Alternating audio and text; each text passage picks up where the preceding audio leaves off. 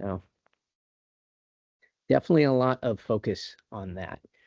Okay, so before we go into the different presentations, I wanted to just give a little high-level view on examples where we've worked together with members to get to this point. And I think it's important to kind of, know as a association, we're not like a company that's like, oh, let's go and build something and see if people will use it, right? Let's get some investors and get a bunch of money and build a cool thing, right?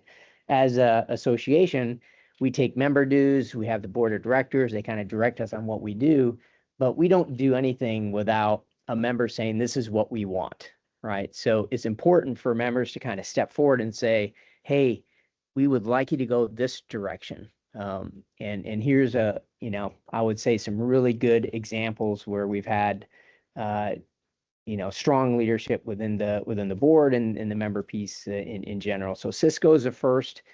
We actually started integrating with their early gen smart bonding system way back in Connect 1.0, but it was just, hey, send us a JSON message and create a case in our system. Again, it's just simple interface, but we learned a lot there, air handling, all the little things that go along with that. But the big change, which Cisco's going to kind of take you through, is when we moved to Connect 2.0 and they moved to their next gen smart bonding solution. So a lot of learning and in code development and collaboration on that side. So that's a Cisco story.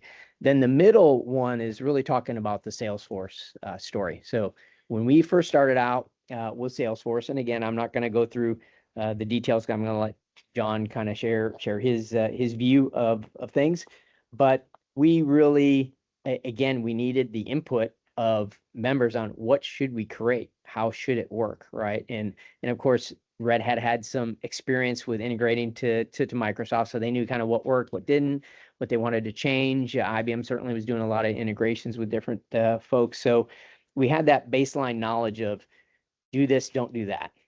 So that was really helpful in getting off the ground, helping us make some design decisions, and then really just iterating through the solution. So that's the story on the Salesforce connector, and I added Nutanix on the end there because this I think just shows, and again they're going to present later in the day as well. But of course, we built the connector with Red Hat and IBM. They went into production. Then we're pulling other members in, and Nutanix did a very deep evaluation of it and said, hey, these things are perfect, these things are missing. So we're working on some missing things. And of course, the benefit now is everybody's gonna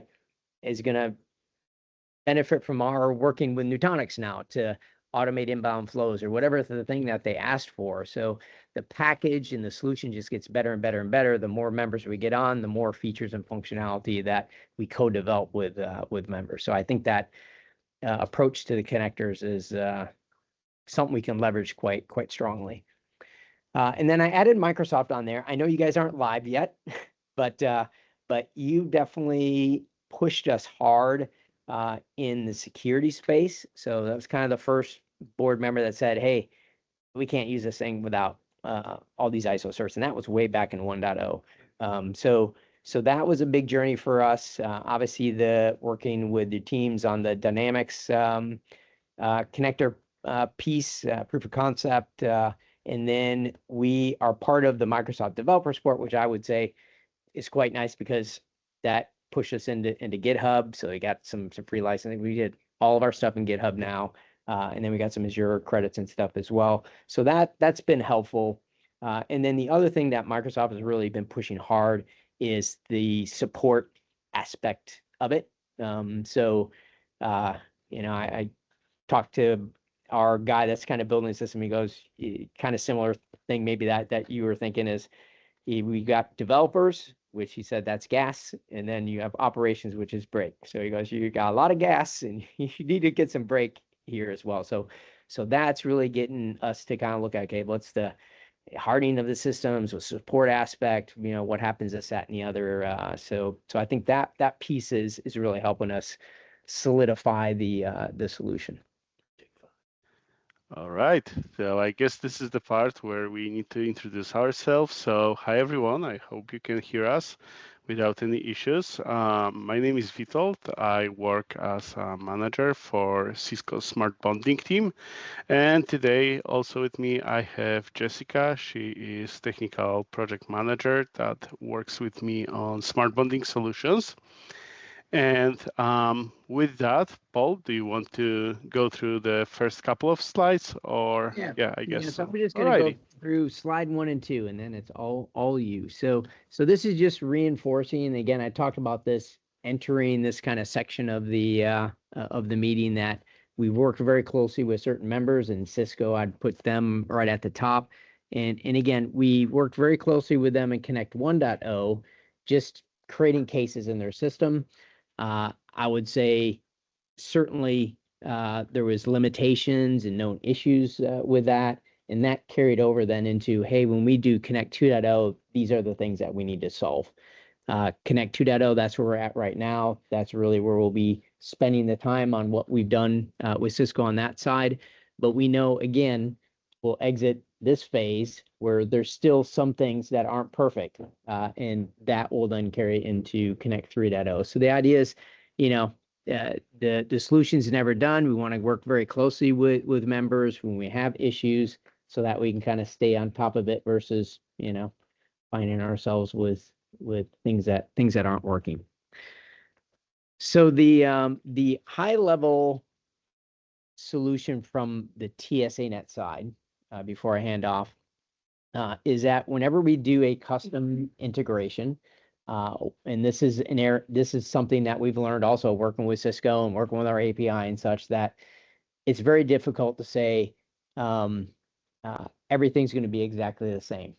We always have to adapt to, for example, in this case, what Cisco's API wanted. So we set up a custom microservice to adapt to that and allow us not to have to continually iterate and make our main API so incredibly complicated. So it keeps it a little easier for us to say, hey, let's stand this thing up. It's to work with Cisco, and if we need to modify the Cisco thing, we don't have to modify everything else, and things start breaking on connectors and that type of thing. So it is full featured from an inbound standpoint. So creating cases, updating notes, attachments, all of that type of stuff. And then we'll talk about outbound. So outbound is kind of the area that we're spending some time on now. And you'll kind of see maybe some of the challenges highlighted in there and what we're working on next. So with that, I'm going to hand it over to our Cisco team. Alrighty, perfect. Thank you. So yeah, as you probably all noticed, smart bonding was a big black box on the previous slide. So hopefully after this call, you will understand slightly more about what and how we are doing. But before we'll go to that, let me explain a bit about what smart bonding is and how do we work and who we are. So, and I'll try to, kind of elaborate on some details here. So, smart bonding basically is the name both for the technical solution and for the process of enabling automation and API-based integration between TSANet and the Cisco tax system. We are using Salesforce for that. So our goal was to make sure that we are able to integrate and exchange all the data, all the values, and collaborate between Cisco and TSANet, and to make sure that it works fast, right? So the goal there was to fully automate that instead of aiming for any manual solutions. Next slide, please. Yeah, alrighty. So here we are. So this is similar slide to what you could see from Paul. This one, however, kind of describes how smart bonding works, right? So what we are aiming for is the solution and the integration that will allow us to exchange the data between Cisco and TSANet and all of the members that are working with TSANet. So specifically for our connection with TSANet, we went for REST APIs and we are creating push-push infrastructure, which basically means that all of the updates are sent from TSANet to Cisco and from Cisco to TSANet instantly. There is no pooling mechanism. All of the updates are done as quickly as the ticket is created or updated. So the benefits of that are already mentioned by Paul, that there is no more swivel share, there is no more copy pasting information, calling, sending emails, logging into some weird user interface and creating everything, for example, manually by just tracking and copy pasting data from one ticket to another. And obviously it simplifies the communication between everyone who is involved in that process. But the main goal here is to save the time and save the money, obviously, to save the time by automation and by integration that works without any need to interact with people using it. Yep, next one, please. All right, so the good news from our end that smart bonding is approved integration service at Cisco. We are working very closely with our internal IT teams. They are helping us with develop our solution. So smart bonding connections, because that's how we call them here, are approved at Cisco. We are using and creating multiple connections with our customers, with our partners, and as well with teams like TSANet. Next, please. All right, so a bit about the workflow, and this is the workflow from the team perspective. I'm not going to jump into all of the details here, but what I wanted to present is that at Cisco, Smart Bonding team is taking care of all of the steps that are required to implement the connection, right? So to build the integration, we have day zero team that goes to TSANet or our customers and partners and briefly explain to them what smart bonding is, how it works, what are the benefits, what are the requirements, etc. They are also gathering the very initial feedback, maybe even asking some very high-level technical questions. And then we go to day one implementation team, and Jessica here on the call is also part of that team. And they are really wearing multiple hats there. They are doing initial requirements gathering. They are trying to understand what is the workflow, what are the processes, and how to customize it, how to align sometimes different workflows and different processes to make sure that they are mapped within our tool.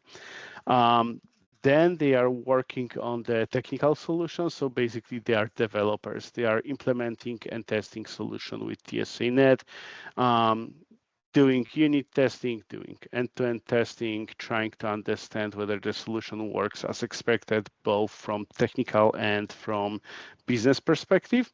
And then they are deploying it into the production, which basically means the go live, where we are making sure that everything works as expected.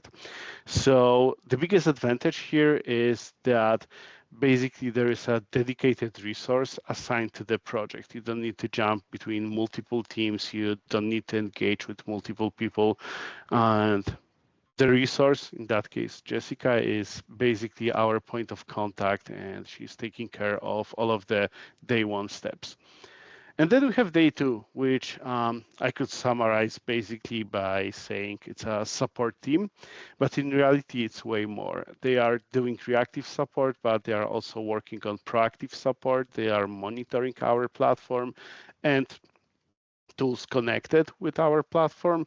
So both from internal perspective, meaning all of the integrations that we have on our end, but also from external perspective, which means that we are able to track and monitor the connection between Cisco and TSANet. And if there is any issue with exchanging the messages, we are getting notified about it, and we are quickly escalating it to TSANet and basically any other member, any other contact that is connected with that. So yeah, let's go to the next slide. All right, so this is just a very super short highlight about our day one operations. So basically, when we are starting the projects, we are getting those initial details that I was mentioning previously. We are doing two types of requirements gathering. First one is technical, so that means how to connect our APIs. What are the authentication types? What protocols we'll use? What methods, etc. But we are also trying to understand business requirements. What are the processes? What are the customizations needed? How it will work together? Do we have all the values? Do we have all the information that we need to exchange? When we know all of that, we are going to implementation process, which is basically software development. And the result of it is usually the specification document that we are sharing not only internally, but also with TSANet. Then we are going through testing, and then we are going live into the production environment. Alrighty, so next slide.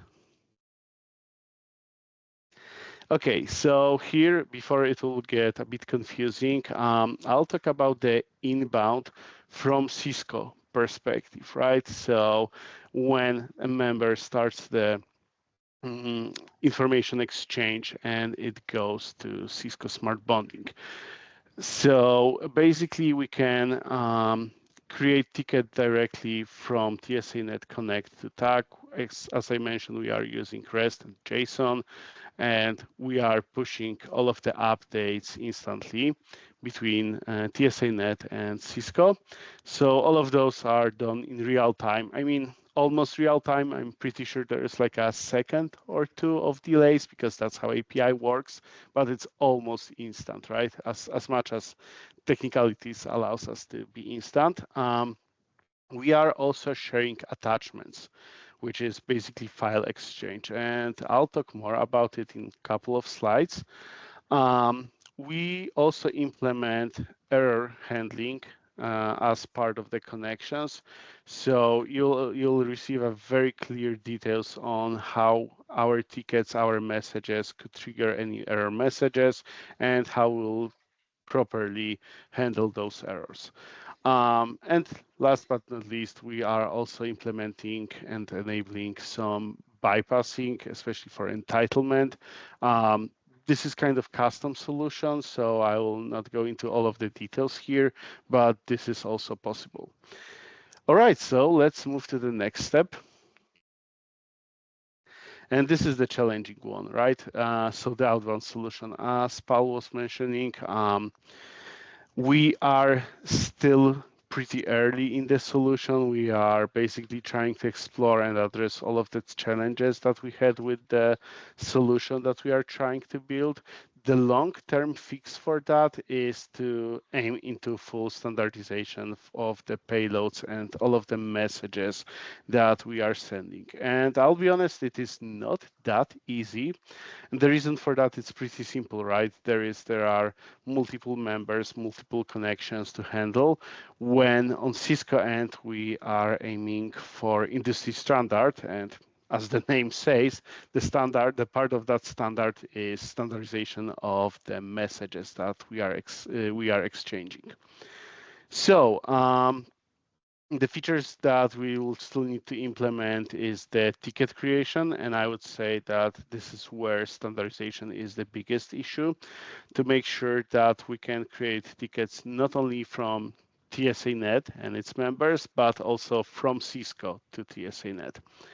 And there is plenty of other additional features and small tweaks and improvements that we are already implementing or that we are working on.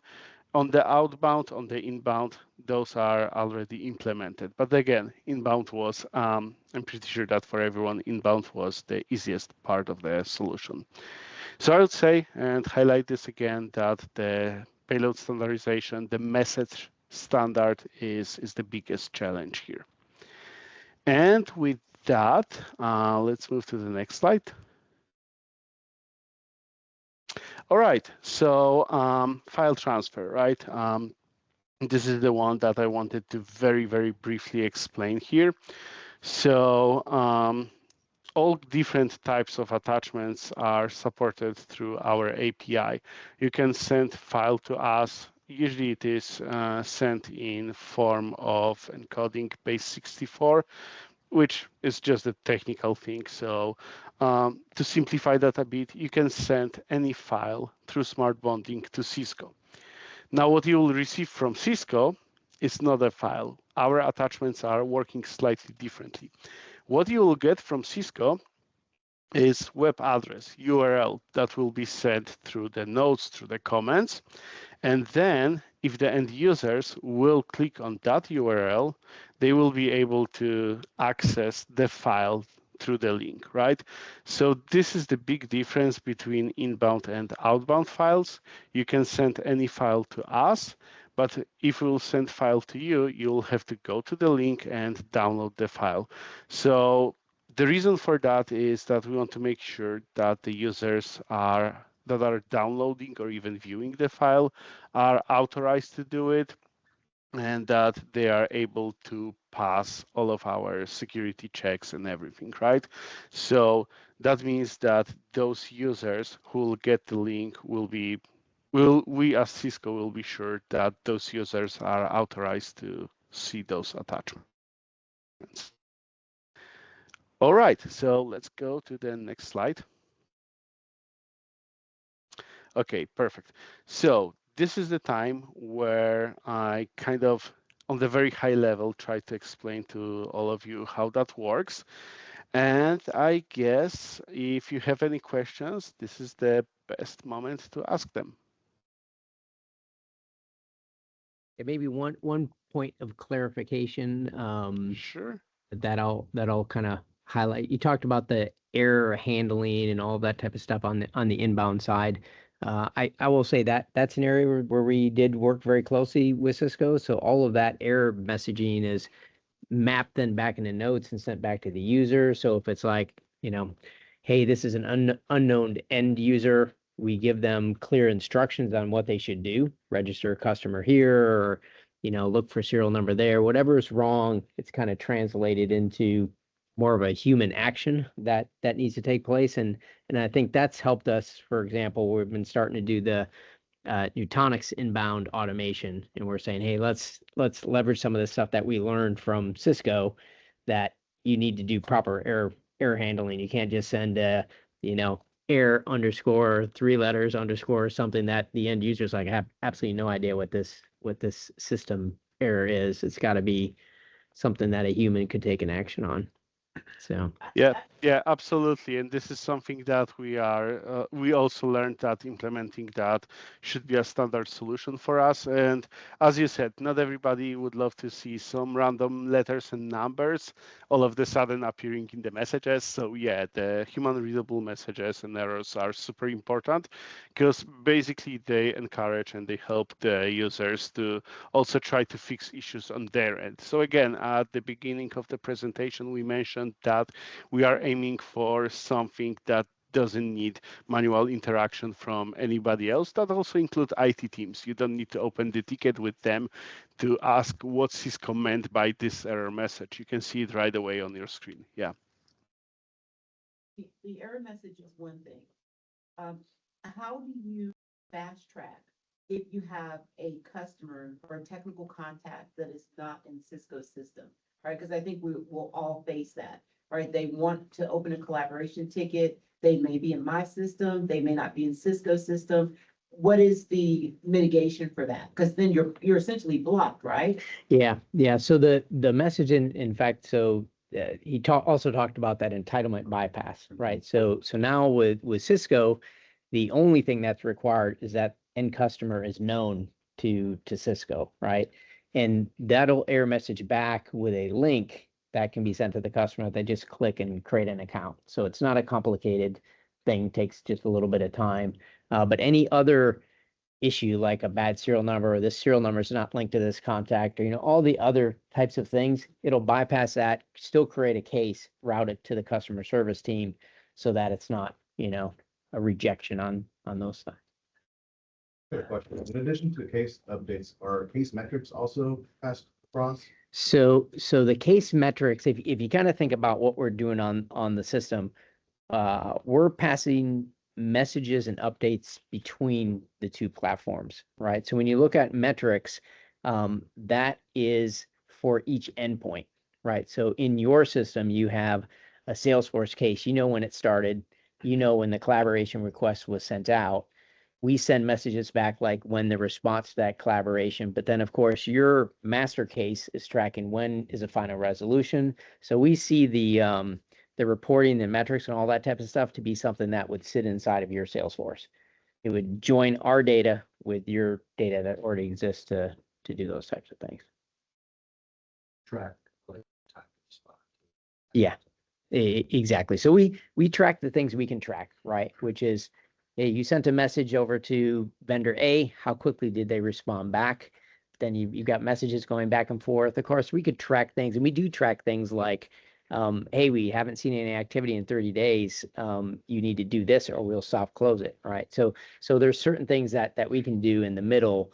But what we've seen is once you integrate it into your Salesforce, you already have all those types of things in place. You have some SLA monitoring, you have all kinds of things that you're then just leveraging our data to do what you always do. Excellent. Well, I appreciate it. And we'll look forward to keeping on working with you guys on the outbound side. I think I hope so. Thank once you. we solve that, we'll be happy. Okay. Yeah, maybe for the next presentation. Yeah, there we Thanks. go. That's a good milestone. Okay, appreciate it. And John, you are I am ready. excellent. So we already took a break. So I know if people are looking at the agenda, you thought we were going to get another break. No, we're not. We're hammered. We're heading into this. So Salesforce connector. I'll just kind of tee it off a little bit and hand it off to John. We started and the board was, hey, more than half of them were on Salesforce, right? So we're like, we need to do the Salesforce connector. And of course, the next question is who's going to do the Salesforce connector with us? And both IBM and Red Hat, because you kind of need two members that are willing to do it so that you don't just get one viewpoint of the world, right? And then it's always nice that you have a couple members that are able to then test it out, pilot it, and really kind of help us flush it out. So that's IBM Red Hat. And John, I'm gonna toot your horn. I mean, you have been a champion in pushing this thing through. So I'm gonna hand it off to you and let you kind of tell the story, and I'll jump in if I need to, but it's all yours. Yeah, absolutely. Well, thanks very much, Paul. So hi, everybody. My name is John Goodson. I am a senior staff member at IBM. I am our platform architect for our Salesforce Service Cloud. And I know a number of my colleagues in the RTP area are there in person. I'm actually out of Austin, so I wasn't able to make it today. But yes, IBM has been on our Salesforce journey for now just coming on about 8.5 years or so. We started migrating from our internal legacy platform back in 2017, and we actually did a pretty aggressive migration. We got most of everything migrated within a couple of years. We had a few things that we still needed to do for 2020 and 2021. So there was still some time to get everything over. But our current implementation currently has about 20,000 IBM actual agents who are using the Service Cloud. We then also have another 5,000 plus folks in the field using the field service capabilities. Just as a element of scale, we have our entire customer experience cloud, 4+ million customers that we have, and then roughly about 3 million cases come through the system per year. Most of those, not most, a good percentage of those are actually automated over various B2B connections. And that's one of the reasons we're really interested in learning more about how to take even more advantage as we move into those higher tiers of the pyramid that Paul was talking about. I didn't include it in the slide, but I'll take a second to say, that one of the reasons that we wanted to do this, and it really works well with Red Hat, is that obviously Red Hat is very similar. They've had a longer journey. They were on Salesforce before IBM was, but they have their own separate Salesforce instances. We did ours slightly different than theirs. And of course, we got to a point where we're now working together much more. We have more solutions together and more things that we're working together, but we still have separate Salesforce instances. And so utilizing TSANet seemed like a really interesting opportunity to allow us to bridge the gap between those two instances without building something custom between them. It also allowed TSANet to have a great experience because we have two very different Salesforce implementations. One was built natively on the Salesforce Lightning platform, which is the slightly newer platform. It's not that new. It's probably from 2016 or so. But some Red Hat had was still using the classic platform. On the IBM side, we actually had intentionally, as part of our design choices when we migrated to Salesforce, we intentionally tried to limit what we customized. Of course, Salesforce lets you do everything custom, so we do have some unique differences that nobody else would have, but we have tried to be very sparse in our use of various external managed packages, things from the App Exchange and stuff like that. So it's primarily either something we extended directly out of the Salesforce platform or native out-of-the-box functionality. So when we were presented this idea here of working with the TSANet team to help them collaborate on this SFDC connector, we had some meetings, talked about the different implementations that we had and how we would have to build something slightly different between Red Hat and IBM. The extra work a little bit here on the Red Hat side to use a little bit more of the connection method, and they would have to stand up a Lightning interface and so forth. But we started out and looked at how we would do this, and we started with what most folks would start with when they're building something new in Salesforce, which is just what they'd call an unmanaged Salesforce package. This is where the main code is just shared back and forth, and you just install it as though you were doing direct development. That's how a lot of folks actually promote their regular changes into Salesforce. They actually create unmanaged packages and then move them from their sandbox environments to their production environments. As we started to work with the different teams and then realize we have to keep things moving forward and keep updates moving into production, we worked to design a new system that moved toward the managed package framework that allowed the TSANet team to deliver regular updates. They could be easily installed and then pushed up through all of our release chain, through our sandboxes, pre-prod, and then production environments, and allow us to easily monitor exactly what we were on. As we started out the process, as Paul talked about, we spent time just talking in meetings, putting stuff in some shared Slack channels and so forth. But we really realized that one of the key things that we needed to do was have a very consistent way to track what changes we had requested, what bugs we had reported, and then when they were fixed. So that allowed us to work with the TSANet team and implement their SFDC connector GitHub repository. So that way we now have a real easy way to track and monitor issues. We can also easily subscribe to it and know, when a new package version is available and get alerts about that. see what all's in it, and then decide how to go and implement it. Within the IBM implementation, I'll mention that we honestly started to work and looked at how the design was implemented, and we said, well, yeah, that's a lot of screen space. And since for our initial implementation, we only have a small number of cases that would benefit from having the TSANet connection information, said that's a little bit too much screen space to devote to something that has the percentage that we have. So we decided to work with the team and implement a very simple structure here to go ahead and put this in. So we'll be showing y'all how we put that in and set it to be more integrated into our existing process in case create form and how that works.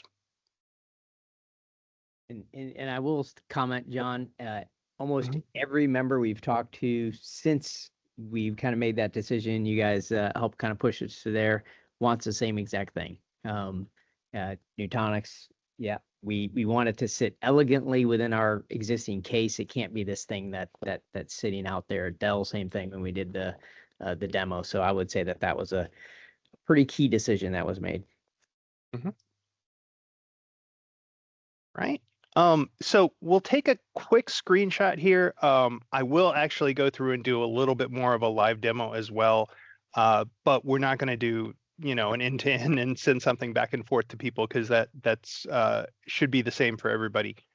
But how we have implemented the function, there's two ways to get to it within our regular case form. We already had, for example, some ways to do what we call collaboration, and we have collaborations with the internal collaborations with different what we call support missions, so different teams within IBM. You can collaborate across there. And so TSANet was really just a new type of collaboration. So rather than create something entirely different, we just sort of put it in the same structure that we had. So as a support rep, you have a set of actions that you can perform. Many of those include opening up new collaborations, and TSANet just adds another pathway for collaboration. Once you actually have a collaboration, it's really easy to notice that. It'll be right there on your related list functions. You can see there's an associated TSANet case. You can go in and look at those. If there's usually you wouldn't have two, there'd usually just be one, but it would show up just right there as you're looking at your cases. But then the real benefit, of course, is that we didn't have to do anything special, but TSANet already uses the standard Salesforce functionality that we have. So we already have, for example, using the case feed updates, and that's how everybody gets updates on the cases. So all the TSANet notes and information automatically goes directly to the case feed. So we didn't have to make any changes to make that happen. It just shows up in our case feed. Now we have a actually customized case feed. We've adjusted it and built our own little special case feed that actually pulls in data from multiple different places. The Salesforce out of the box case feed only shows you what's going on with this case, but a lot of our cases require, multiple elements. So whether you have a primary case and then a work order with the field team, or another, what we call a skill case or collaboration case with another team, we didn't want folks to have to navigate around to multiple cases to try to figure out what was going on with this one issue. And so we have a customized combined feed that pulls in data from multiple different records all into a single place. The good thing about the TSANet implementation is we didn't have to do anything special to just include that. It automatically drops into the same function, and then agents are able to quickly keep up with the any updates from the TSANet collaboration. All right, I think one more slide. So this, we'll talk a little bit about exactly how we work through here and deployed this. So back in 2025, we actually went ahead and went live with the pilot here. We started and pushed this out to a number of pilot teams, and enabled it just for certain teams to go ahead and try with.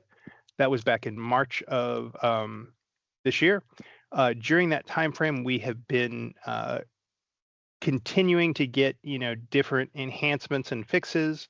A lot of those enhancements were to help with kind of more easy migration, and then as well to make it easier for us to utilize the features within the tool without having to build anything custom.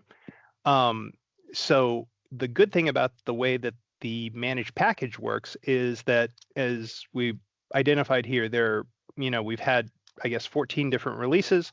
It's very easy to update those. It takes our admins now, just a few minutes to click a button, get those updated. They update it in the sandbox, we test it, and then we go ahead and do the updates in the regular release that we have. We can include it as part of our standard deployment steps. So it's just a checkbox that we have for the admin team now to go ahead and tell them to go ahead and update the TSANet package because one's ready for the next available deployment.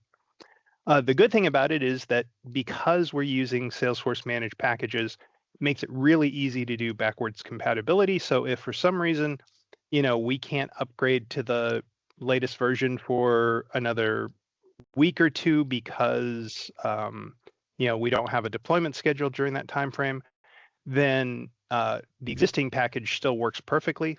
No issues with it. It's just we wouldn't get any of the updated features or fixes that are in that new package. So we'll just get those the next time we have an update. Like Paul said, we are working on a bunch of additional features. Probably the two biggest ones are working with our attachment design, so it's easier to use our custom diagnostic repository. We built our own in IBM, and it manages keeping up all of the access control and different security requirements, and then pushing everything to automated log analyzers and so forth. So we're working with Paul and the team to come up with a way to more easily connect directly to that. And then the other thing we wanted to implement was a way for agents to more easily update the TSANet case without having to navigate to the actual underlying related case. Like we said, we have that customized combined feed, and we need to plug in a way so that the agent can just sit right out of that case feed and decide to update the TSANet collaboration case rather than update their current case.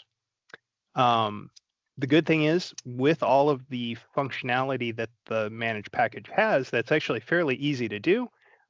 So there's some defined integration points. You can just look in the GitHub repo, and they're right there, and they tell you exactly how to integrate with them. So it's really easy for us to do that. We just haven't had a chance to get our items completed yet for our dev teams. Like we mentioned here, we did run into some issues, and this was, I'll be honest, more on our Red Hat side, but we were working with them back and forth on this. But when they were trying to do the initial connection, they ran into some issues with some older cases still in the background. But that has been corrected. And then, like Paul mentioned, everything that we have now is being fed into everybody else's connection development. So whenever we discover something, it goes into Dynamics or eventually into the ServiceNow stuff. It helps other companies. And then when they come up with other things, it helps us as well. So we can easily pick those up. Excellent. All right. And now, I guess to kind of finish this up, I think we're at a point now where we are in line with our normal release cycle. So we do a release every 2 months, and that always has some refresh of the Salesforce package along with backend changes, things like that. So don't be scared off seeing that we had 14 releases so far, right? There's a lot of iteration, a lot of things during pilot. Now I would say it's definitely settled down and pretty solid. Mhm. Okay, so Just one question. yep.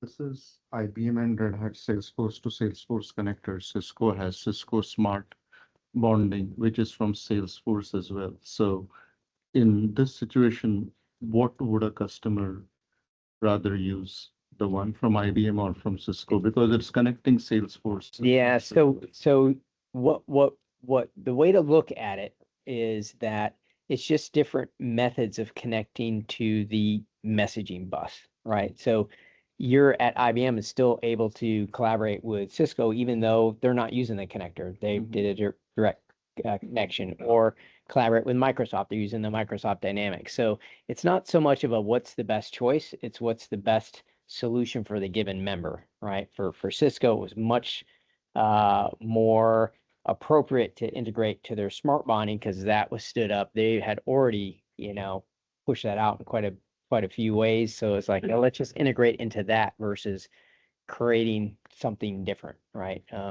But I think most of our other members on the Salesforce side, it's, hey, if you can take the connector, there's huge benefits of that. They give you a sense that the Cisco thing, I mean, it's better part of a year of development to get that thing going versus install the connector in short period of time, days, weeks. The revelations of John went through this, as he talked about IBM's journey from unmanaged package to a managed package, the decisions they made. Like I think they did that wonderfully, right? They really mastered that from an execution perspective. So even a little bit jealous sitting here from the Red Hat side because we're on a classic instance and not quite the same, but we're going to get to Lightning probably the same thing eventually. But I think it's really about how you, the kind of what Sean said from a Google perspective, you connect yourself in, and then you connect once and you connect to everyone, right? So it's really about how you make that connection in for your company in the best form fashion. So for Cisco, it was the way they wanted to do it. For IBM and Red Hat, it's been, okay, we're both Salesforce based. Here's what I want to implement. And we're both, like, fundamentally, we're very different implementations. And that's okay, because that's kind of how we had to implement based on the structures of our Salesforce implementations. Okay. Yeah, and just for everybody as well, I did go ahead and take a variety of screenshots of exactly what I'm showing, and they are in the presentation, and I think you're sending that out, Paul. So yeah, I mean you'll get the same benefit as well. So we always have a backup plan.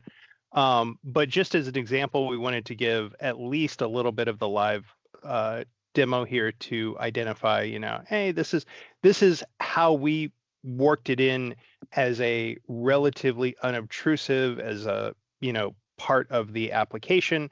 You don't have to do it exactly the way we did it.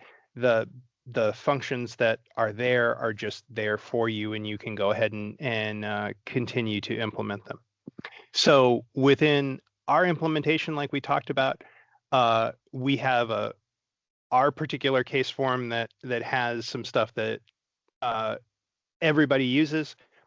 Just to be clear, I mean, within IBM, I probably should have included this as a little bit of the intro, but we have everybody using the same Salesforce instance, the same case form, the same everything, regardless of whether they are on-premise software, hardware, cloud, services, consulting, anything like that. So we have a single form that covers what would in many places be 5 or 6 different companies, and whether you're using a B2B connection, email to case, web, phone, whatever, all of them flow exactly the same way, and we use the same case form for everything.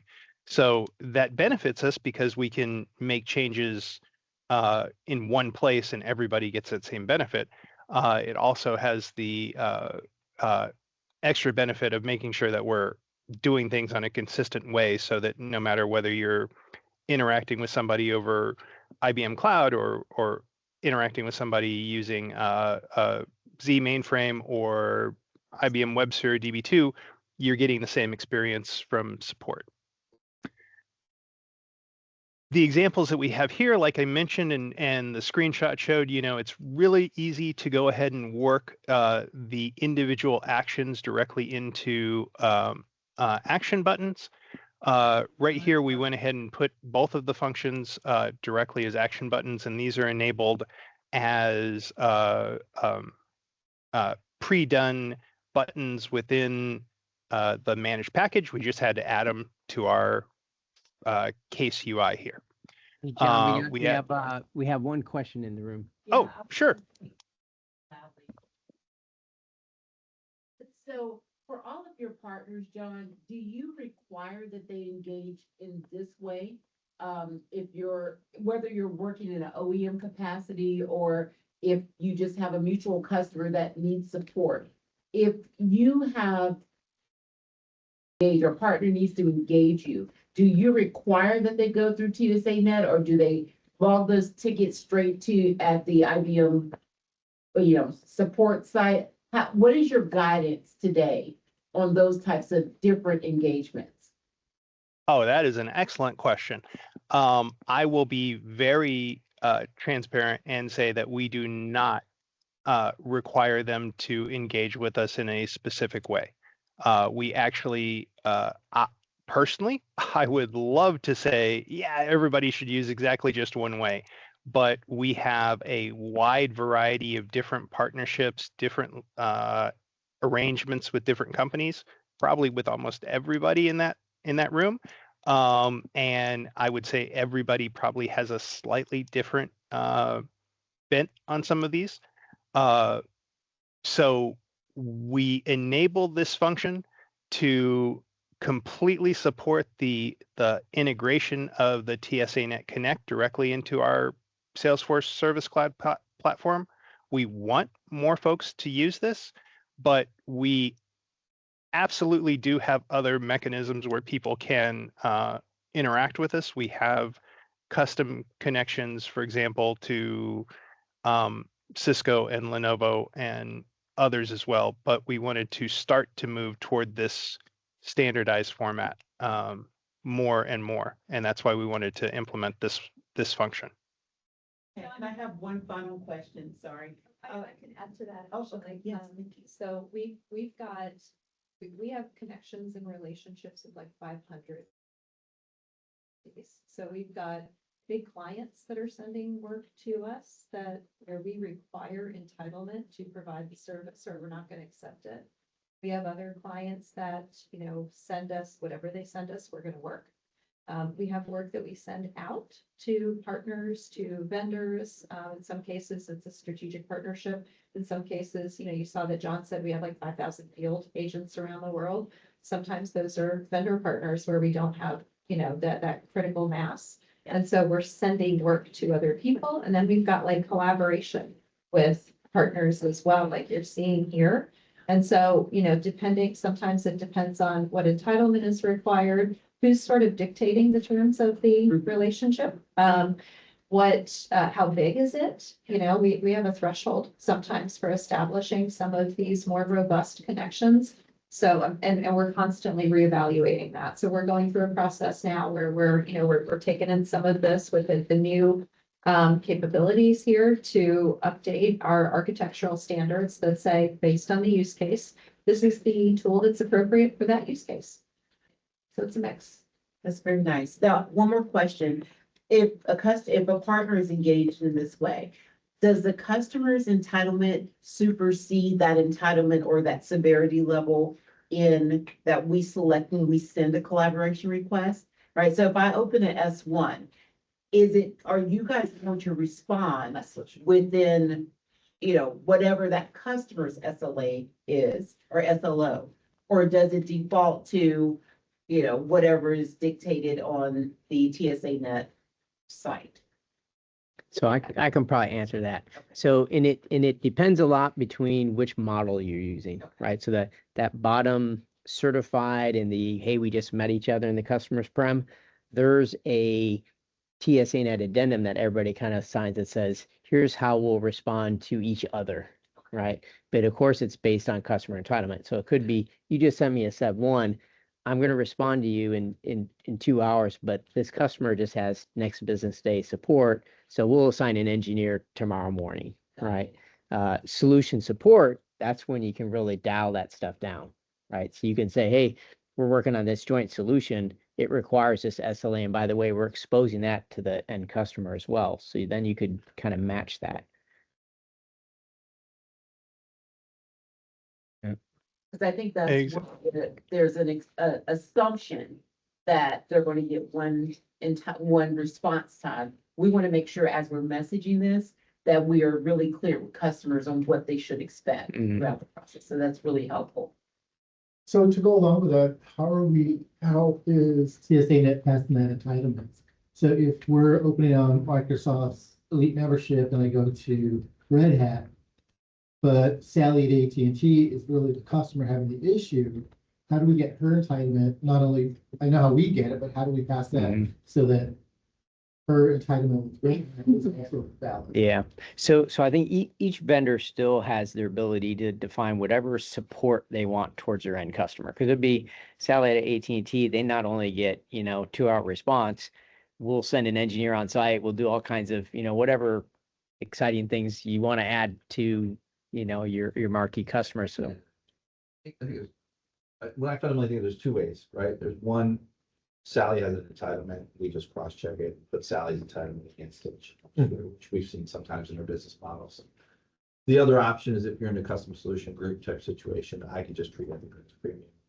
That's the decision we make, and I don't care about entitlements and all we go, right? So yeah, like that's that higher level of the pyramid that Paul was talking about today, where we can get into spaces like that and start to play together to say, this is going to be better for our customers. It's just, if they got an entitlement, we know it's all set up and we just go with it. Yeah. That's what I'm kind of assuming. Once you're in that solution space, then you're agreeing that, hey, we put our products out in front of our joint customers in this solution, and here's the SLA requirements for it. I think that will be some really good material from a go-to-market perspective as you're promoting this, to be able to detail down to that level. Yeah. The custom. Once we get a couple of these in place, getting a Yeah. white paper out, Yeah. people understand the possibilities of options. I have no Okay. questions. That was all the questions in the room.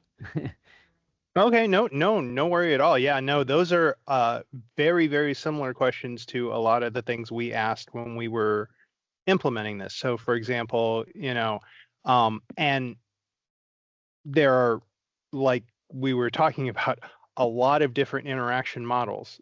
The interaction model that we mostly implemented as part of this implementation was that bottom layer of mutual customer interaction. So the idea here is that there is a shared mutual customer between the two TSANet partner members.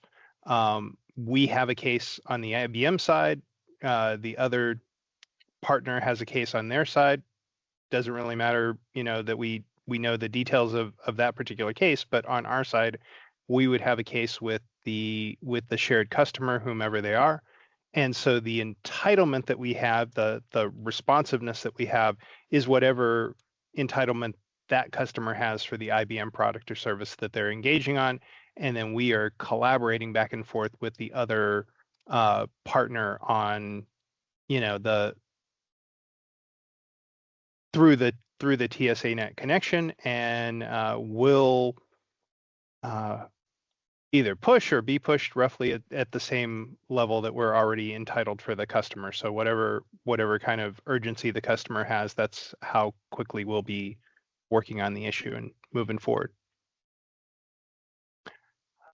So let's see, like I was mentioning here, within the integration, like we said, there is a function to go ahead and start a new collaboration and then get any updates on the existing collaboration. Starting a new collaboration is super easy. And again, we didn't have to implement any of this. It sort of comes in with the Salesforce Managed package.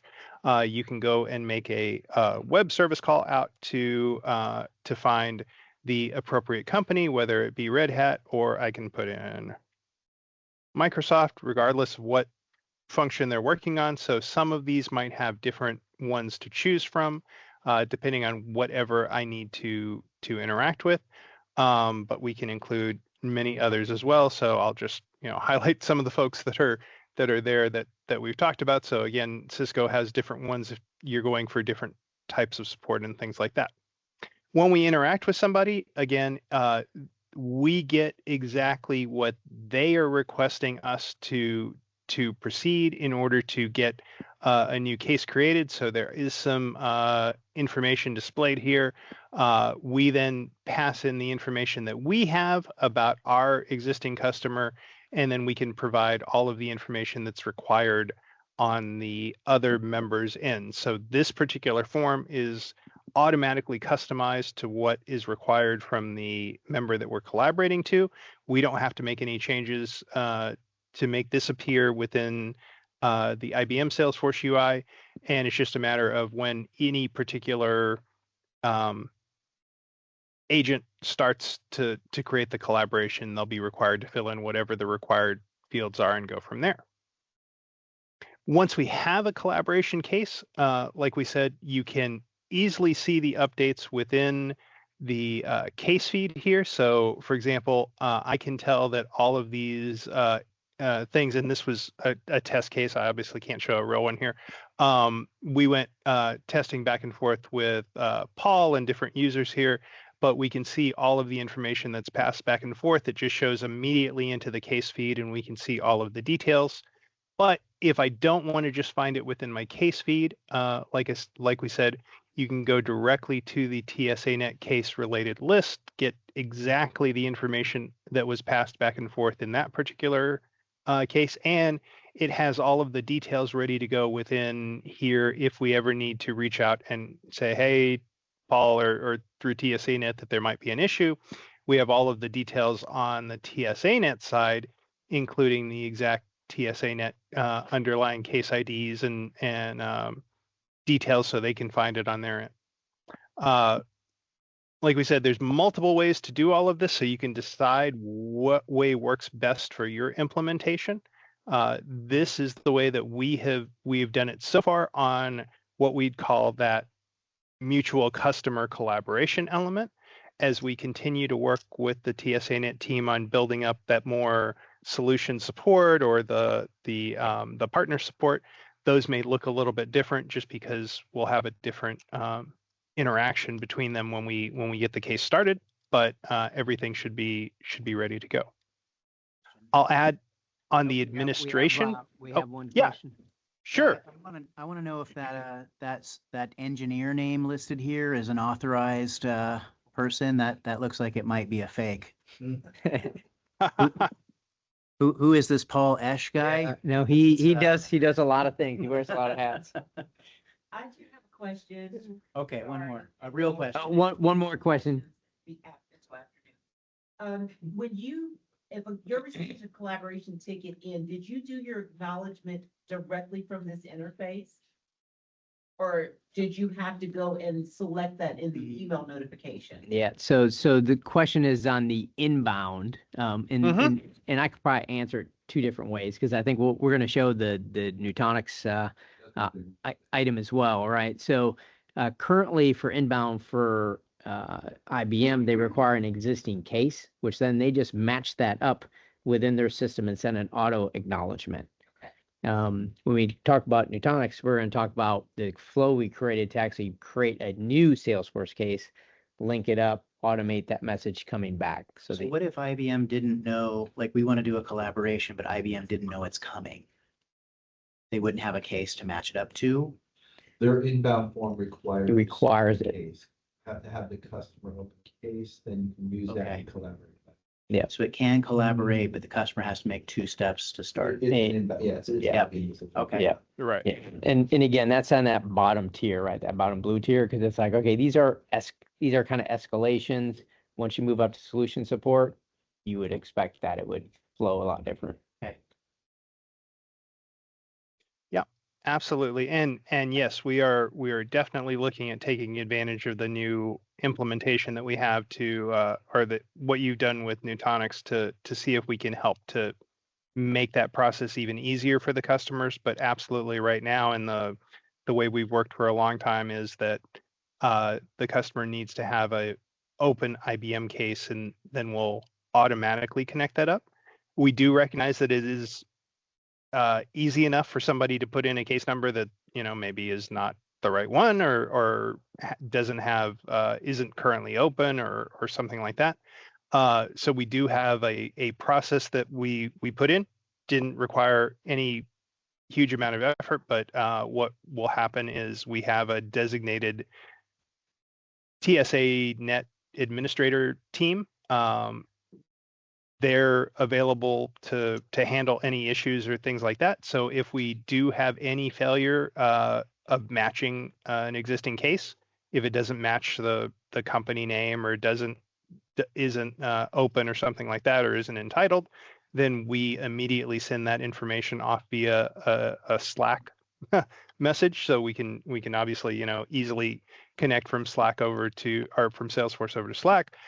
We send a Slack notification to that group and let them know that there's a particular issue they have to pop in and monitor. And that's actually one of the things I was almost going to pop into, which is there is an engineer level point of view, which is interacting with the case, but there's also a really handy administrative level point of view as well, because a lot of folks, I mean, obviously you really care at the case level when you're interacting, but you also have folks who are your, you know, designated administrators who want to see all of the interactions that are going on. So it is actually really easy within the Salesforce implementation to get to your full set of TSANet implementations, see everything that is going on back and forth, see what cases have been coming in, what they have been, which ones are open, which ones are closed, which ones are in progress, and you can easily monitor everything that's going on. Within our implementation, we have a customized notification solution, so you can subscribe to notifications and get them through Slack or email or lots of different ways. But we've been able to implement that as well, just adding into here. But it's also very easy for somebody to just monitor this directly out of the functionality that's built into the standard package. All right, so I think that was the bulk of what we wanted to show. There's one more. Happy to answer a few more questions. Yep, here come the questions. Could be on any type of product, right? Do you have specialized queues based on product and component, and it auto assigns to engineer? Is this a push or pull model in terms of how your queue routing is set up? Yeah, she's wondering for kind of inbound flow, right? When that gets attached, I mean, I guess it's already has a case, so it already has an engineer, all that type of stuff. But do you trigger any type of escalation process or anything like that, or is the engineer notified that, hey, somebody's knocking on your door? And which so there's a couple of ways that we would do this, and like we said, we've obviously, you know, looked at things of how we might want to do it, as well as what we actually implemented. So the default implementation that we have right now requires an existing case, so that's already been routed, and we absolutely do have a automated routing and assignment function that goes through. We built that into the platform entirely separate from TSANet, that goes through and looks at people, you know, the schedules of the people on the queue, and then assigns the next most available person, and so forth. And there's extra special things for escalations and severity ones and different things like that. So that already happens ahead of time. So we're assuming that when a collaboration request comes in, we already have an existing case owner. The existing case owner will be notified that a new item has been requested. It'll be part of the existing feed, so it'll show up on their feed. It'll show up as part of their notifications as well. They can put that in. There isn't anything in particularly special about the notification. It is just an indication that there's a collaboration here, but a lot of our cases have similar kind of collaboration, so we don't have anything that treats it anything unique from another type of collaboration.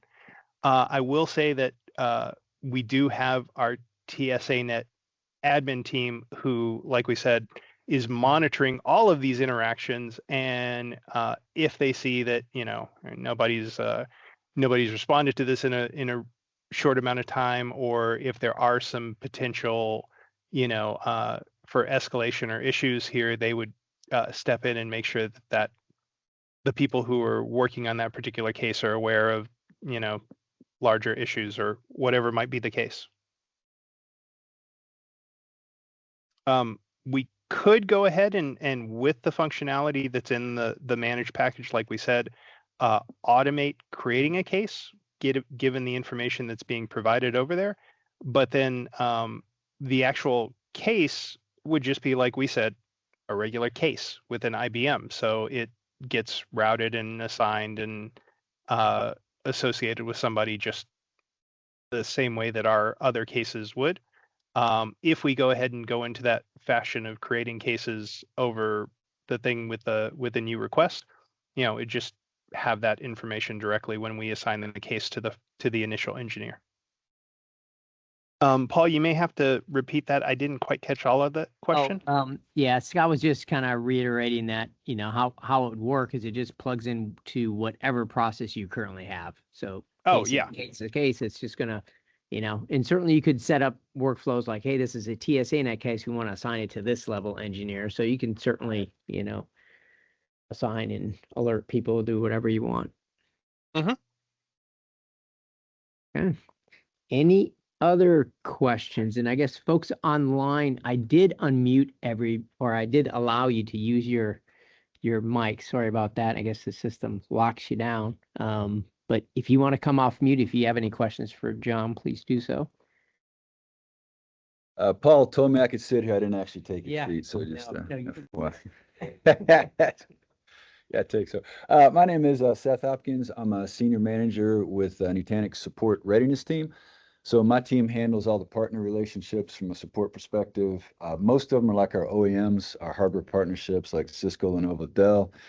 Also our technical partnerships, Red Hat, Pure, and some of our authorized support partners. So what I'm going to do is kind of walk you through a high level of Nutanix support, our history with TSA, and then kind of how we got to where we're asking for what we're asking with TSA. So please jump in and ask. Make sure you're not on mute. I don't think you are.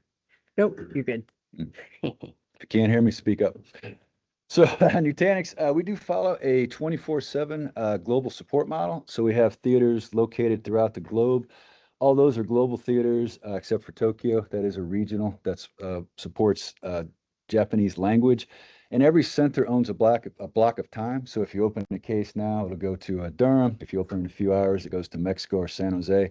And we have a single queue. So we don't have separate tech teams. We don't have L1, L2. Everything comes into one queue.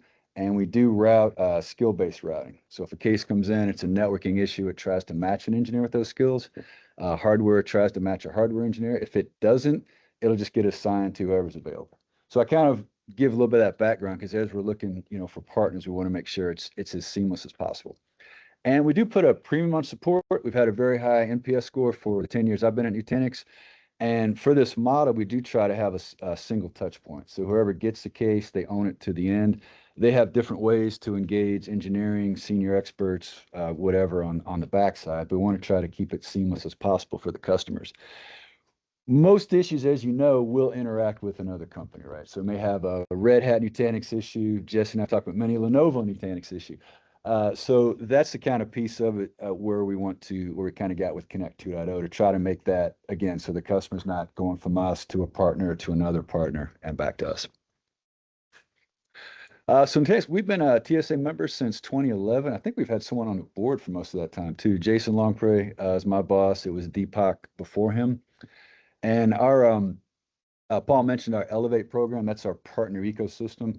There's a technical alliance section of that, and they do validate our solutions, new partners, anybody who wants to match with Nutanix. They have an extensive process they go through, and they require that they be a TSANet member for the most part. So it just helps give us that common engine that we can scale to, It gives our sales team some confidence if they're selling a solution that we do have a back end, support where we can interact with each other. And TSA works pretty well as it is for kind of the one-off smaller partnerships. I'll talk a little bit more about our other partnerships and why we need to expand that a little bit. And then, oh, sorry guys, I missed sorry for, and I thought, Paul, was interesting. You talked about this slide a little bit too, but kind of the common customer, that's what I initially was thinking of it. If we have a common customer, we just need to reach out to a partner. How do we do that?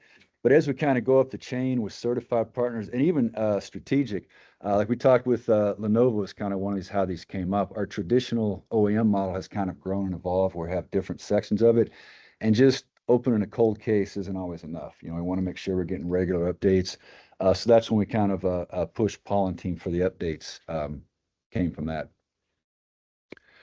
And then from a support perspective, so whenever we have a new partnership, depending on the partner, we have what we call a CSP, a cooperative support plan. So actually working on one now with Pure, did one with Scott and Red Hat a few years ago. And at a high level, it's just looking at how we interact. So for most of these, TSA is the base. So we use Connect to open cases with them to interact. We've got the ability to escalate. I'll do a report for the collabs. Interestingly enough, I was saying people don't respect the out of office, but I actually got pinged on somebody asking about a TSANet case. But fortunately, it is all kind of in there. You can see how to escalate the SLAs. So that's one thing that we value. We always kind of point to.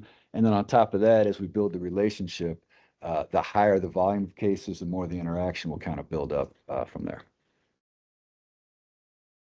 And these are some of our many partners. We have partners, industry leaders in server and desktop, strategic alliances, and I think Paul mentioned that too. Some it's just a basic interaction. Like there may be some partners that we have really never talked to, that we have a case come up and we just need to interact with them. So this is helpful for that. And then kind of at that higher level for more strategic partnerships, we want to make sure we have a method for that too.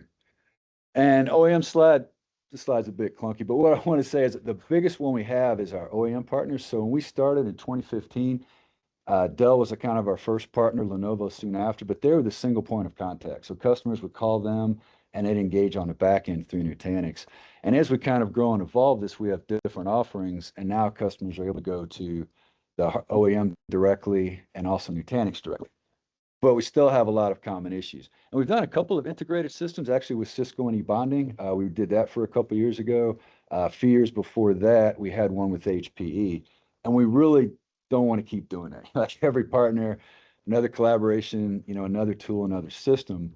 And that's why we're hoping that Connect 2.0 can kind of be our single interface for all the partners. And once that's up and working, we can talk to Cisco and HP about kind of integrating and have a single shop. So any questions on that? I want to give all the background because that's kind of how we got to this, and we'll talk about some of the things we established. So as part of the project over, we've been talking about this for a while, and our first step was to create a BRD requirement stock, and we listed, I'm sorry, I suppose like 14 or 15. We kept adding to it too, but we wanted something that could work within our existing case flow. Like I said, we have one queue where cases come in and get assigned to different engineers. So as much as we can integrate it with that, do the entitlement checks, have it real easy for our engineers to reach out to get case updates, that's a piece we want to have. So of those requirements, we called some as P0, P1, P2. And out of the box, I'd say, quite a few of them worked, and the few that didn't, Paul and team have kind of helped us through those, and we'll talk through some specific examples. Allocating resources was the next one. That's always a challenge because this is a big issue for us, but it's not as burning as other things, kind of on fire. And our Salesforce IT group is pretty small. There's a few of us. So once we got the resource allocated, got the BRD, then we had to get security approval. So we downloaded Connector into Sandbox, which is just a test environment. It's not in production. But that, again, thanks to Paul, that was a very long document back and forth. We were able to kind of get that going through. And in the process we are now is the evaluation. So between myself, a couple folks on my team, and then our IT folks, so we set it up in Sandbox, and we'll show you a few screenshots too. We're not ready to kind of test it live yet, but we'll walk you through those. We gave our feedback. We opened a few tickets. Paul and team have been working on improving that.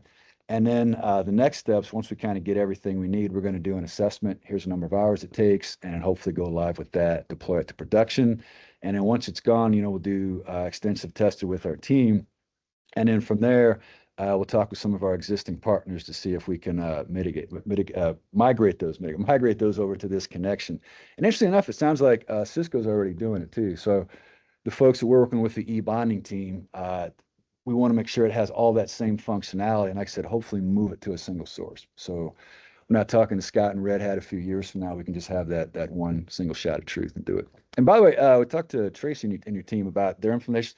So they helped us out too. So Red Hat initially gave some improvements, and we're kind of pushing some improvements too, because I think eventually we'll all kind of work together to get something that scales.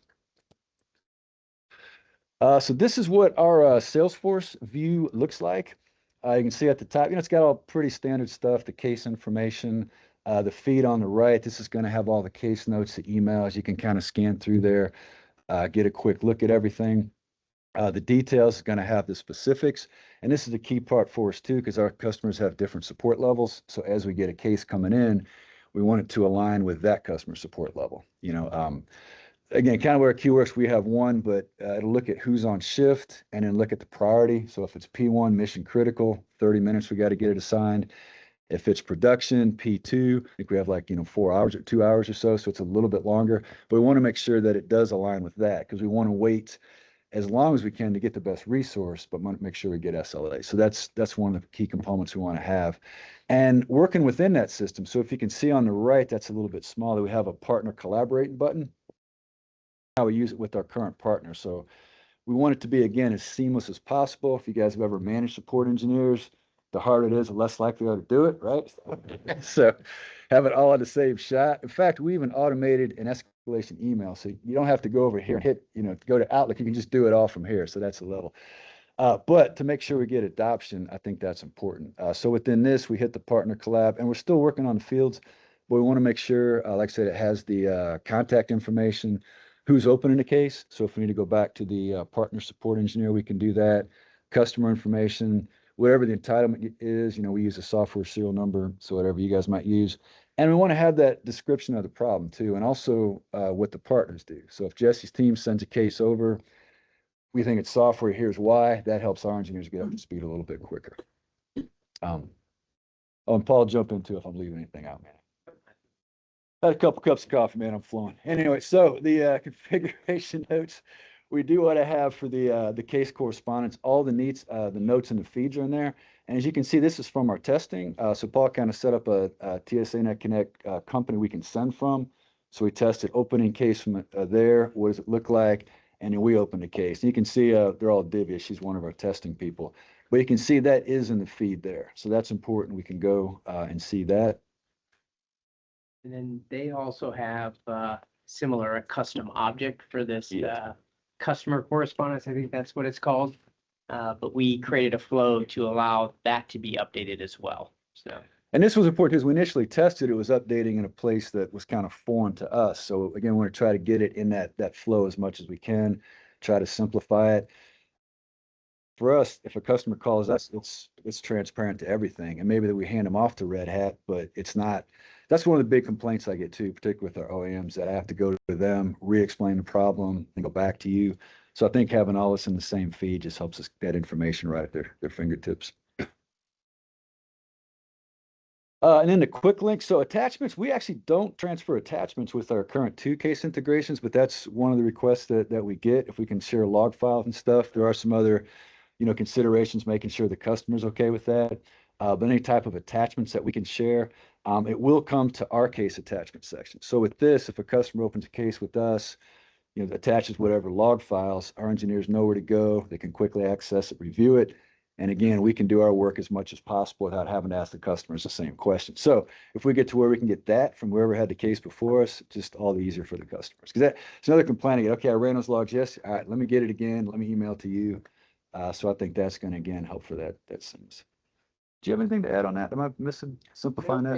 And again, what we do with the follow attachments is we integrate to the members solution. So I think you guys have Amazon S3 or something behind this. So So that's just kind of an example where, hey, we can link into how you're currently doing things. So it's not like a TSANet connections are over in this totally different place. They're just going to show normally how every other case shows.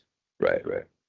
Yeah, and Paul and team are really good about helping us get to that point too, because if we can do that, it's going to be a pretty good system. So again, I said when we started, we had a list of requirements with Paul and team. Some of them were already out of the box. Some of them were kind of easy fixes, and some of them I think you already had tagged in a future or not in release. So what was working? We got the security approval through. Easily submit partner requests from Salesforce case. And I said that was another thing. Now we got to leave, go to Connect, open a case, so I have it all integrated with Salesforce. And the bidirectional case notes are really good too. If it's a cold handoff, that's one thing, but for most of them, we do want to have a little back and forth. And we usually keep our case open until it's resolved.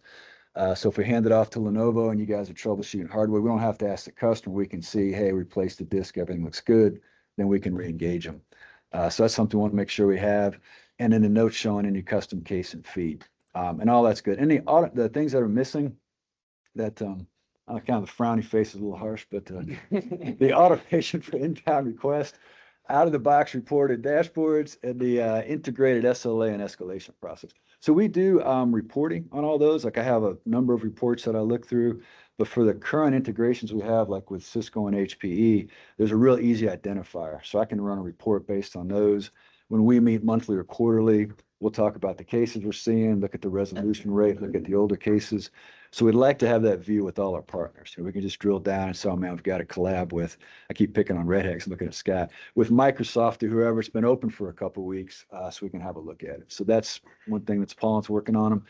And then, oh, sorry. So just one question, in the missing capabilities, do you see a need for an AI chat function between the agents of yours and partners? It's the good question. So it's not like a P1 or P0 that we have to have, I think, but I do think that would be very helpful. If we could, like we use Slack as our internal, and we actually have some of our partners on Slack. So if you could just go to that and do a chat, that would be helpful. Because that would be in context, right?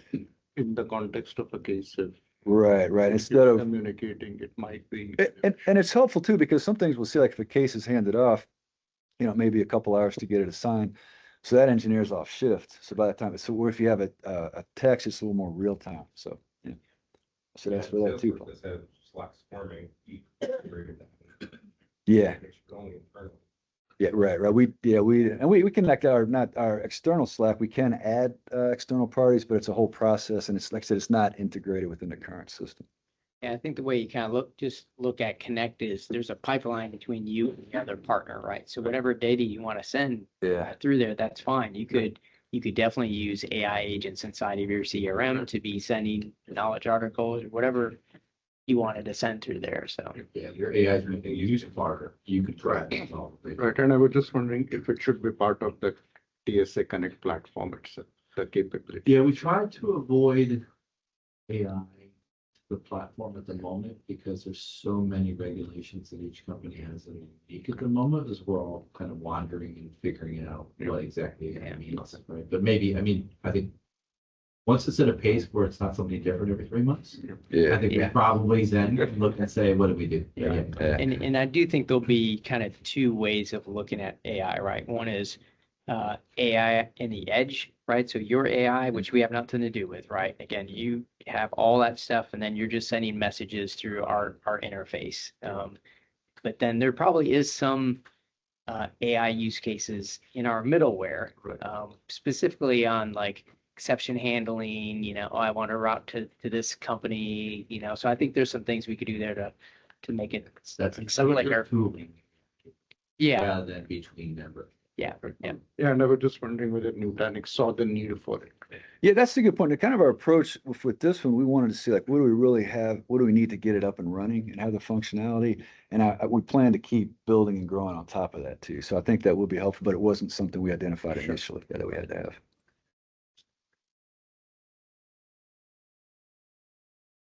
For inbound, we wanted to look like just like a single queue, or come into our normal queue, have all the case information in there, have the right entitlements, have the details. Because now, kind of when it comes over, it doesn't have like we got to go manually and find the customer and add that in there. So we wanted to look like just like it's coming from our portal.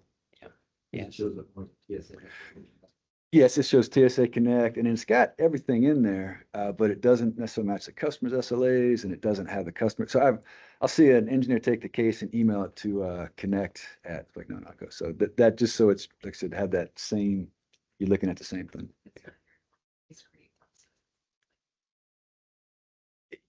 It is, and we kind of it comes into our queue. We have kind of a back-end process, but it's kind of clunky. Like it does the job, but it's. And again, particularly if we go higher volume too, because I think as is works for the one-offs, but I think this will. Yeah. That's a good lead in. So for the inbound automation, the current state links or creates a new Salesforce case. It does send an accept message, so we'll get a notification.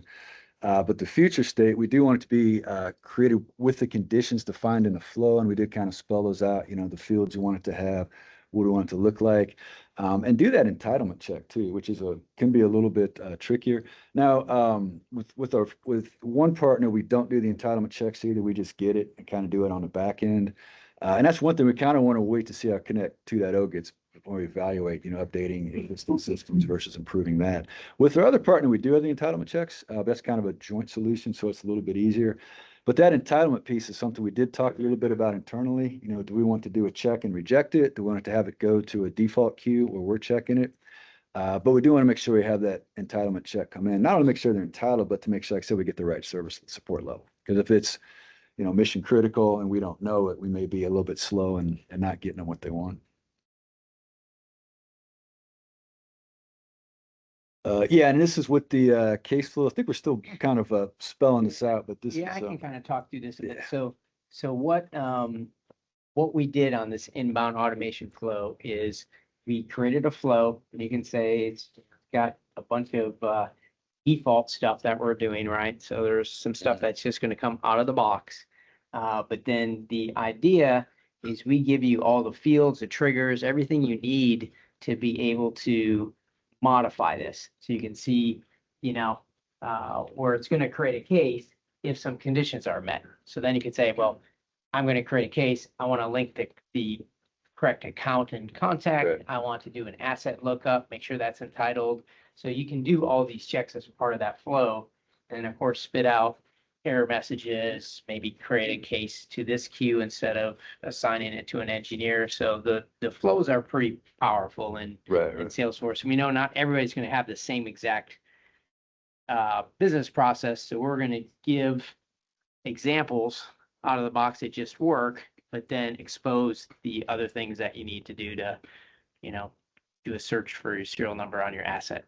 Seth, do you think the inbound flows will get you where you need patient perspective? I think it will, yeah. Because if we can do, like I said, as long as we have everything called out here, that's kind of meet what we need. It should come in like we want to see it. I only ask because I'm not like still driving. I jokingly tell my organization, Yeah. we have a 2009 implementation class. Yeah, we switched over about 6 months ago, so we kind of waited for this too. Yeah, but yeah. but I do think, and again, I think this is the benefit of more people on the connectors, more people kind of driving. I need this, I need that, I need the other thing, right? By the time you get the connector, it's going to be all singing, all dancing connector. Yeah.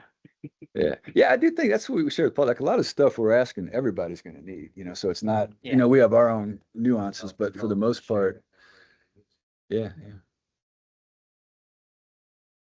All right, yeah, and then reporting and dashboards.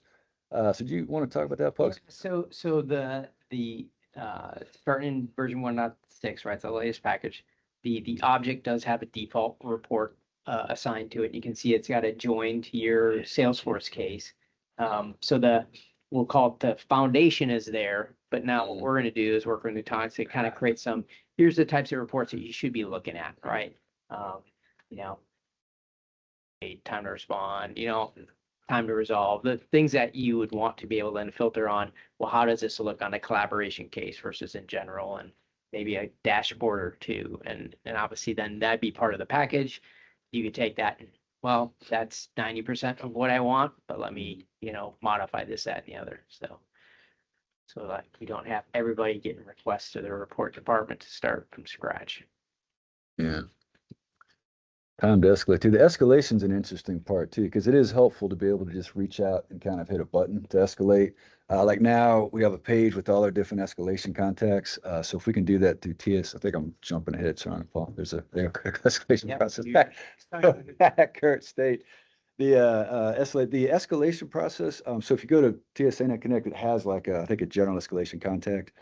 But one thing, like we have actually with Cisco Ibana, we can escalate to them directly and they can too. So if we get a customer, man, I've been waiting for Cisco forever, or if we're not sure, it's just real easy to get them engaged. And the same for us. We encourage our customers to escalate. If you're upset, please tell us today. Don't wait a few days.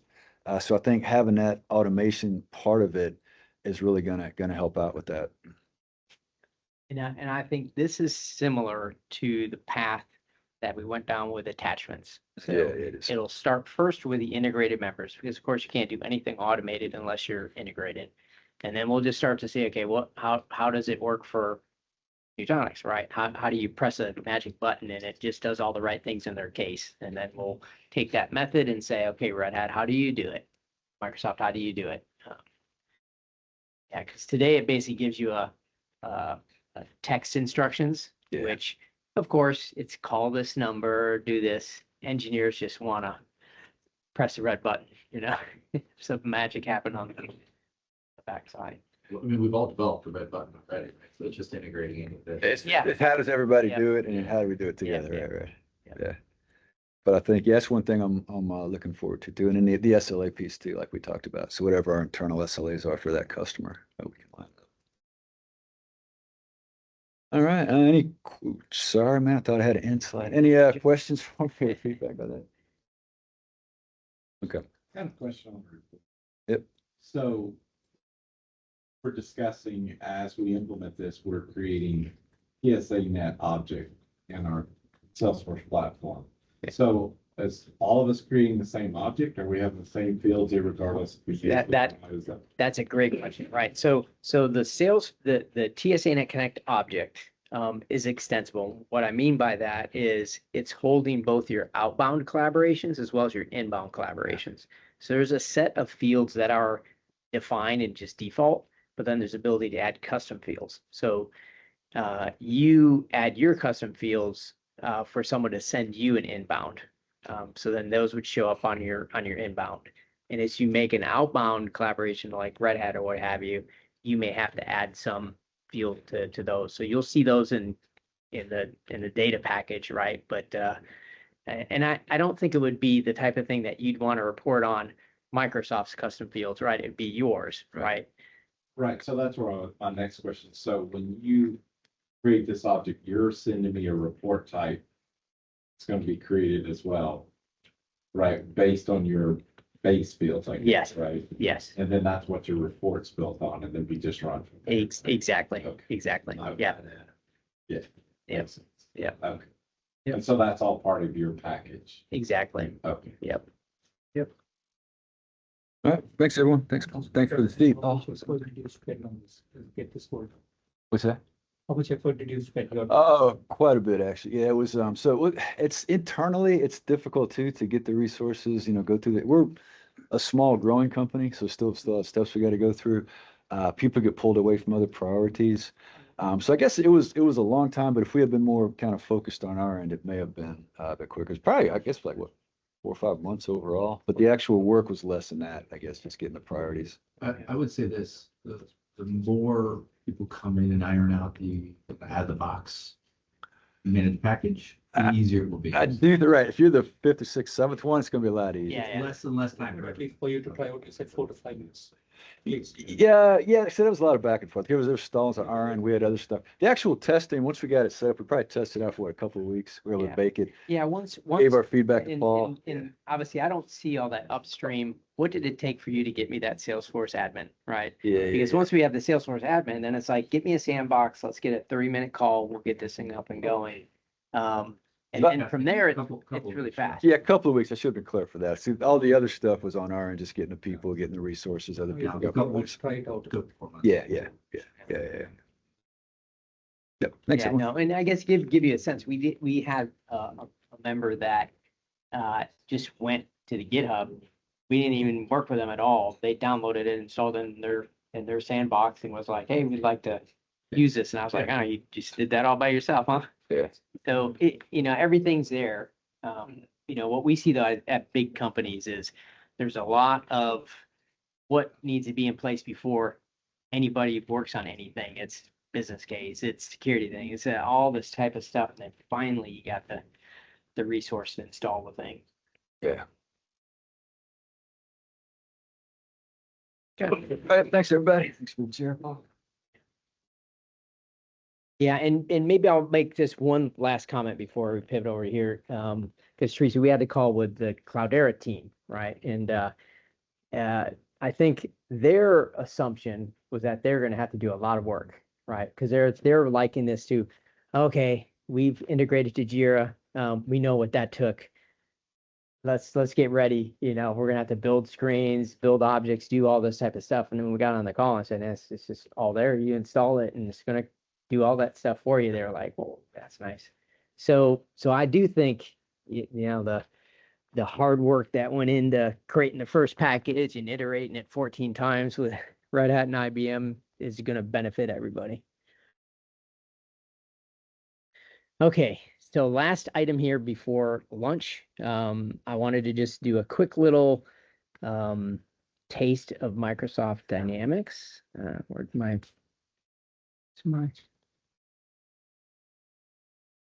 okay, so and we do have, and again, you get these slides. The whole Gitbook thing will go live in the October release, but I gave you a link to the Dynamics thing where you can watch this demo. But in general, I'm going to just spend a little bit of time, and you guys can ask some questions. Again, back to the big picture.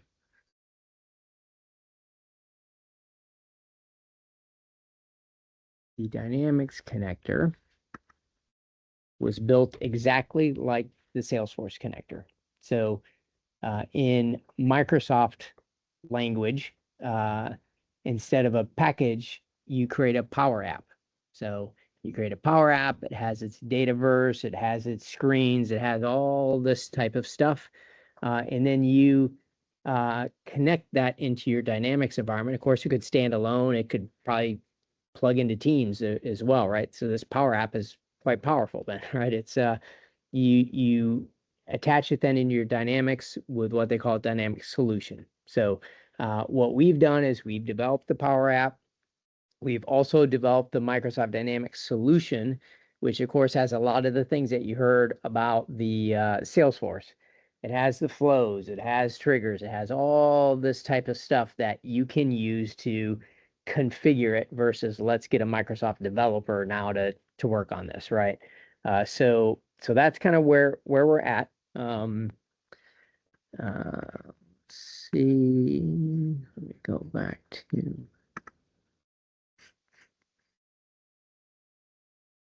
So I'll just show you a little bit how it works. So this is Microsoft Dynamics. Of course, everyone's Microsoft Dynamics looks different. I'm sure just like Salesforce, this is the out-of-the-box sandbox. A lot of like AI and all this type of stuff here. But in general, you end up with a case similar that you have in Salesforce. And then you can see this related list of your TSANet cases. So works exactly the same way. I can go and create a new TSANet case, and very similar to, it's going to be slow here, very similar to Salesforce, right? I can go and I can search for, who's the company that I want to collaborate with. And again, works exactly like Salesforce. It's going to fetch their form to understand what information needs to be sent to Cisco to collaborate. Red Hat's going to be different. NetApp's going to be different. Everybody gets to define what data that they need in order to form the collaboration. And the process works exactly the same as Salesforce, right? If you go back into what far Go back in here, once it's accepted, right? So there's a flow that's going out, it's being accepted, and now the pathway is open for notes and attachments. So you can see here, you could have multiple cases to collaborate on, but you can add a note, straight from this interface. We also have it to where, so I can add a, new note.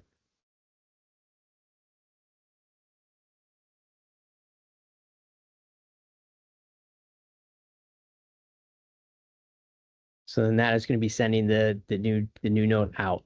And then again, we've integrated into the timeline. So Microsoft calls it timeline. So you can see all of the information coming back and forth between the two members. So everything's kind of integrated into there. And some of the other things that we showed as far as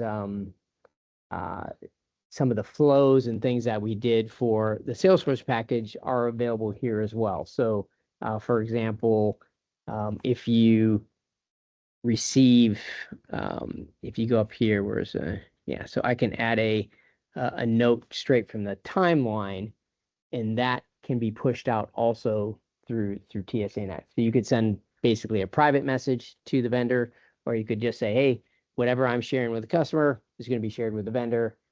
Let's set up that flow from the timeline to the TSANet case. So it has the flexibility. Whatever your business process is, you can define it in that way. So is this a separate timeline within the entity with the collaboration request, or is it also tied to the main internal? So it's linked to the main internal. So if you look at this, right, this is all these notes. They're coming from our object. So if you were to drill into this, you would see, apologize for the speed. You would see that this is an object that has all the stuff specific to TSANet. Come on, Sandbox. Yeah, so again, what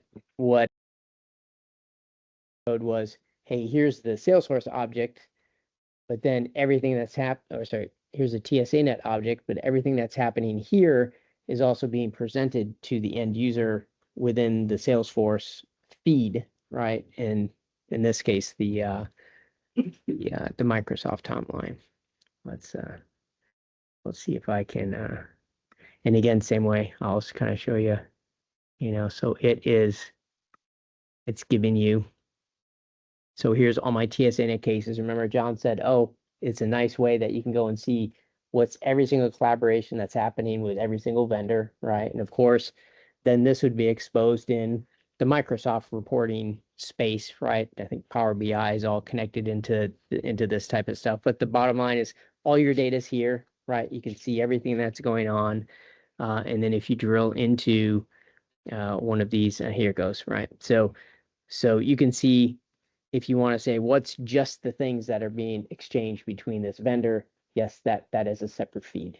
But basically these are being also replicated over onto the main timeline. So the engineer doesn't need to come to here. But if you wanted to, run reports or what have you, when was the last time we talked to the vendor, right? That might be a different question than when was the last time the feed was updated, because feed could be updated by internal or what have you, right? So this, I think, would allow you to run other reports and set triggers and that type of thing as well. Okay, but the one thing that we haven't started on yet for Dynamics, we're waiting now, let's wait till we kind of get to this point, is the inbound automation, right? So our guys, like, whatever Salesforce can do, I can do. So we'll see. But he's like, yeah, that's no problem. You can take this inbound TSANet thing, you can auto create a Microsoft Dynamics case, you can queue it, do whatever you want to do. That's all part of the Dynamics flows capability. So the ability to like someone updates a profile picture shown here. Is that also available in the Salesforce connector? So like you see Brittany. oh, this is part of Dynamics. Okay. Yeah, this is part of Dynamics. I think Salesforce does that too. Yeah, yeah, Integrate into it. yeah. I think Salesforce has that also. Um, Just that everybody looks like polish. yeah, yeah, yeah. See, like my little tester here, I just put a number 1, but that could easily be my little face. Yeah, yeah. And then you see that carries over and all that stuff. Yeah, but hopefully you see a lot of similarity between Salesforce, Dynamics, and then when we create ServiceNow, it'd be very similar, right? So of course there's a million different ways that you can do things, but I think we've shown that what we've learned in Salesforce has applied perfectly in Microsoft Dynamics, right? And it's definitely the right way to do in ServiceNow as well, right? So, I think I've seen a lot of different ways of doing things in ServiceNow, and again with Dynamics and Salesforce as well, where it's like we'll just integrate directly into the case. Well, I think that would have been a can of worms. Everybody's case forms are different, everybody's thing is different, so ServiceNow will be the same thing. We'll extend with some type of object or tables within ServiceNow to where you can then link that to, because ServiceNow is, is it an incident? Is it a problem? I mean, they have a lot of different record types going on in there. So if you felt, oh, everything's going to come in as a problem, that might not be true, right?